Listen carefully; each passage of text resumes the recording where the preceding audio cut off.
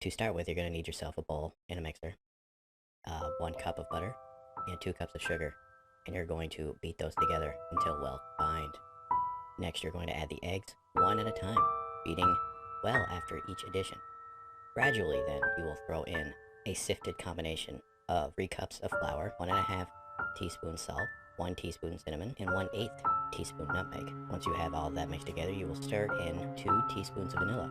Once that's all well combined, you're going to do your best to fold in 3 cups of chopped apples, and also 2 cups of chopped walnut. Now I say do your best effort because as you see here, this really did not seem all that viscous, I'd say.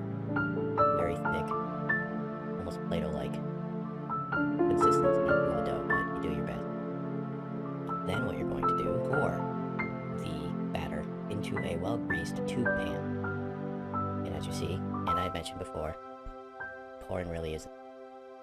It's very weird. Anyway, you're going to stir that together for a while till all the sugar dissolves and kind of gets a little thick when you put your spoon into the pot.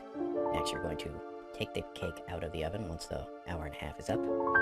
Let it sit for about 10 to 15 minutes, and as you'll see in my failure here, try your best to get it out of the cake mold. I was not as fortunate. Anyway, cut yourself a little piece, pour a little bit of syrup on there, and there you go. Fresh baked butter apple cake thing. How's the taste? Pretty walnutty. You can kind of taste the apple, but not all that well. It's stodgy, I guess you could say. It's alright. I don't know if I'd make it again, but maybe I'm also a little burnt out on cakes involving walnuts and apples.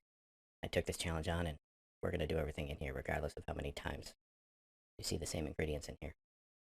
Anyway, thank you all for watching, and we'll see you next time on another edition of Grandma's Cookbook.